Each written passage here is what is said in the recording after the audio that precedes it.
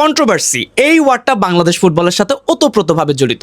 At this point of time আমার কাছে এটা লিটারালি মনে হয় যে বাংলাদেশ ফুটবলের যারা হর্তাকর্তা আছে, আপনি আমাদের কোচ হতে শুরু করে team manager, team selector, assistant coach, even প্লেয়াররা, আমার কাছে মনে হয় যে এরা সবাই চায় যে বাংলাদেশের মানুষ কন্ট্রোভার্সি করুক।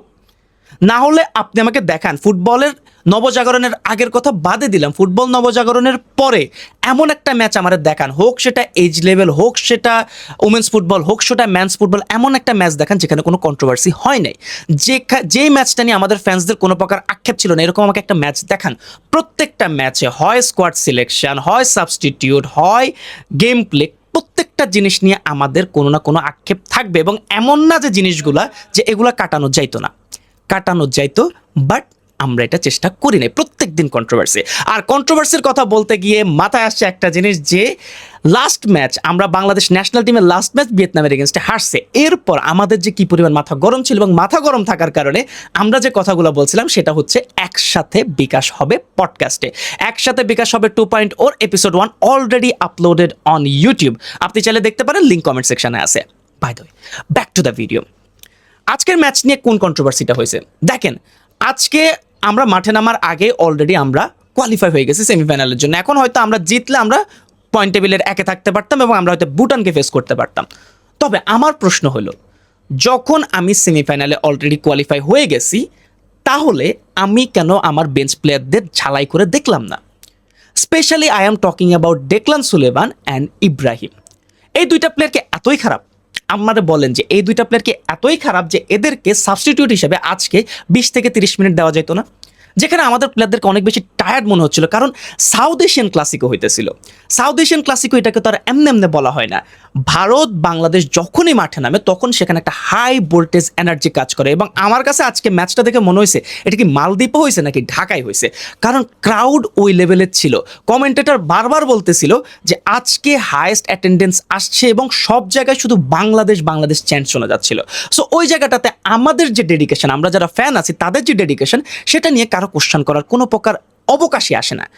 তাহলে আপনি আমারে বলেন যে আমি যখন এত বেশি ডেডিকেশন দেখাইতে পারতেছি ফুটবল মাঠে গিয়ে, অনলাইনে বলেন, ইউটিউবে বলেন, তাহলে আমার যে টিম আছে এটা কি আমাকে প্রপার আমাকে একটা রিটার্ন দিচ্ছে? স্কোর ওয়াইজ ইয়েস, বাট আমার এক্সপেকটেশন ওয়াইজ আমি সেটা পাচ্ছি না।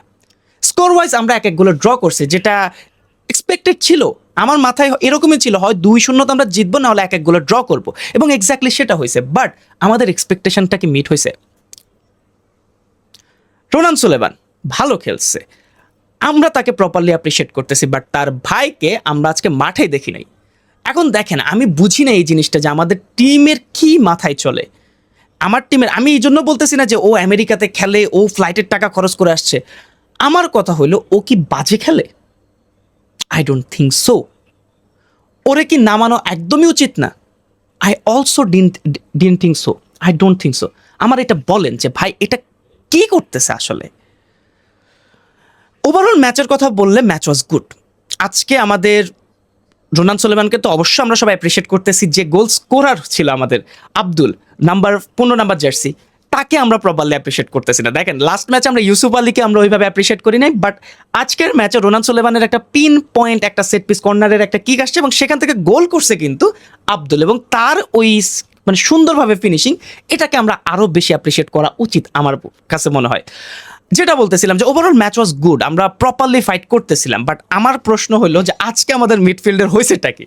মিডফিল্ড থেকে আমি জাস্ট একটাই দেখতেছিলাম, কোনো প্রকার কন্ট্রোল দেয়, জাস্ট মিডফিল্ডে বল আসতেছে, আমরা ফাইনাল থার্ড আমরা বল সাপ্লাই দিচ্ছি। এখন এখানে আমার একটা ছোট্ট থিওরি মনে আসতেছে, এটা আই ডোন্ট নো এটা হয়েছে কিনা, বাট আমার কাছে মনে হয় যে লাস্ট ম্যাচের পর আমাদের প্লেয়াররা যে পরিমাণ ক্রিটিসাইজ হয়েছে, আমরা যেভাবে ক্রিটিসাইজ তাদেরকে করছি, তাদের উপর ওই প্রেশারটা পড়ছে, যেটা আসলে একটা নেগেটিভ জিনিস। যার কারণে আজকে আপনি দেখবেন যে আমাদের উইঙ্গাররা ওইভাবে জিনিসগুলো করতে চাইতেছিল, ওরা কনফিডেন্স পাচ্ছিল না যে আমি কি শট নিব নাকি পাস দিব, শট নিব নাকি পাস দিব। রোনানকে প্রপারলি ইন্ডিয়া ম্যানমার্ক করে রাখছে, এবং এটা করা উচিত, কারণ রোনান বর্তমানে নট জাস্ট বাংলাদেশ, পুরো সাউথ এশিয়ার একটা টপ টায়ার ট্যালেন্ট, এবং এই ট্যালেন্টটাকে নিয়ে আমাদের এক্সপেকটেশন অনেক বেশি। আমরা অনেকে হচ্ছে আমরা ইতোমধ্যে তাকে আমাদের ন্যাশনাল টিমে চাচ্ছি, যেটা আসলে খুবই স্বাভাবিক, আমাদের মানুষজনের এক্সপেকটেশন থাকবে। বাট আমার কাছে পার্সোনালি মনে হয় যে রোনান ট্যাকটিক্যালি বা টেকনিক্যালি যতটা সাউন্ড, ফিজিক্যালি একটু তার মধ্যেই আছে। সে একটু চিকনা চাকনা প্লেয়ার, যার কারণে আমার কাছে মনে হয় যে আরেকটু টাইম দেওয়া উচিত। এইরকম আমাদের কিন্তু দেখেন, আমাদের যারা এখন পাইপলাইনে আছে সবাই কিন্তু ট্যালেন্টেড। আপনি তাদেরকে সিন্ডিকেট বলেন, এটা বলেন, সেটা বলেন, যা ইচ্ছা বলেন, বাট তাদের গেম প্লে আমরা দেখছি। আজকে গোলকিপার, আমাদের যে গোলকিপার আছে সে ভালো খেলছে। এখন দেখেন তার ট্র্যাক রেকর্ড, তার হিস্ট্রি ঘাটতে, সে অনেকবার ব্লান্ডার করছে, ব্লা ব্লা ব্লা ব্লা অনেক কিছু, বাট আজকে তো সে ভালো খেলছে। আজকে তো তার গেম প্লেটা ভালো ছিল, তার রিফ্লেক্স ভালো ছিল, তার পজিশনিং ভালো ছিল। সো ওই জায়গাটা থেকে দেখেন, যে ম্যাচে ভালো খেলে সেই ম্যাচে আপনাকে অ্যাপ্রিশিয়েট করা উচিত, এবং আমরা আজকে অ্যাপ্রিশিয়েট করবো। এখন যেটা বলতেছিলাম যে রোনানকে সবাই জাতীয় দলে চাচ্ছে, এখন রোনানকে কি আসলে জাতীয় দলে এখন চান্স দেওয়া উচিত?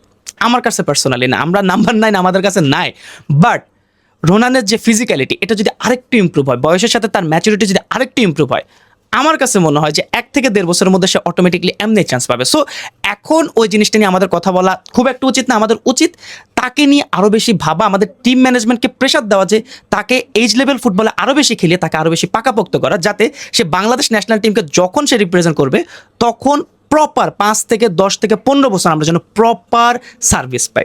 সো এটা হচ্ছে আমার কাছে অনেকে জানতে চাইছেন, এটা আমার কাছে ছোট্ট উত্তর। আর আজকের ম্যাচ নিয়ে যদি আমি কথাবার্তা আরও বলতে চাই, যে দেখেন দেখেন অনেকগুলো ভুল হয়েছে, অনেক কিছু হয়েছে, বাট সামনের ম্যাচ আমরা নেপালের এগেনস্টে খেলবো। সো ওই ম্যাচ নিয়ে আমাদের বেশি ফোকাস করা উচিত। আমাদের কোচ অলরেডি, সে তো মনে হলো যে কি এক হিরো মিরো টাইপ, এসে যেভাবে ঝগড়া করছে, লাস্টে মানে লাল কার্ডও খাইছে, যার কারণে নেপালের এগেনস্টে ম্যাচে হয়তো তাকে আমরা পাবো না। সো ওই জায়গাটা থেকে তাকে আগে থেকে প্রপারলি প্ল্যান করে রাখতে হবে যে সে কীভাবে টিমটাকে খেলাবে। এবং আমার কাছে নেক্সট ম্যাচে মনে হয় যে আজকের একাদশটা রাখা উচিত, বাট মিডফিল্ডে কিছু চেঞ্জ আনা উচিত। ডিফেন্সিভলি রাইট ব্যাক পজিশনে আমার কাছে একটু শেকি মনে হয়েছে। সো ওই জায়গাটাতে ডেকলানকে আনা যাইতেই পারে, কিন্তু এই জায়গাটাতে আমার মেন সমস্যা। দেখেন আজকে যদি ডেকলান খারাপও করতো তাহলে তো আমরা বুঝে যেতে পারতাম, বাট নেক্সট ম্যাচ আমাদের জন্য ডু আর ডাই সিচুয়েশন। ওই জায়গাটাতে যদি একটা সিম্পল ব্লান্ডার হয়, ডেকলান কিন্তু পুরোপুরি ডিমোটিভেট হয়ে যাবে। সো আমি চাই না যে এরকম একটা ট্যালেন্টেড ফুটবলার যে MLS এর এজ লেভেল ফুটবলে খেলতেছে, সেই প্লেয়ারটাকে আমি ডিমোটিভেট করে বাংলাদেশ ছাড়তে বাধ্য করি। সো আজকের টিম, মানে আমার টিমের উপর আমার এই একটাই আক্ষেপ যে কেন তারা ডেকলান এবং ইব্রাহিমকে খেলাইলো না। আই ডোন্ট নো এটার এক্সপ্লেনেশন তারা কি দিবে, বাট আমি যে সামনাসামনি যে জিনিসটা দেখতেছি এখানে আমার কাছে কোনো এক্সপ্লেনেশন নাই। যাই হোক, এতটুকুই ভিডিও। খেলা আমার কাছে মোটামুটি ভালো লাগছে। প্রপারলি আজকে আমাদের প্লেয়ারদেরকে অ্যাপ্রিসিয়েট করেন, নেগেটিভিটি আর রেখেন না, কারণ সেমিফাইনাল ম্যাচ, ঠিক আছে? সো ওই জায়গাটা থেকে দেখেন, যা নেগেটিভ বলার আমি বলে দিছি। সো আপনারা জাস্ট অ্যাপ্রিসিয়েট করেন আমাদের প্লেয়ারদের। ইউসুফ আলী আজকে মাঠে ছিল না, সম্ভবত ইনজুরির কারণে, but I miss that player. Next ম্যাচে আশা করি ও খেলবে।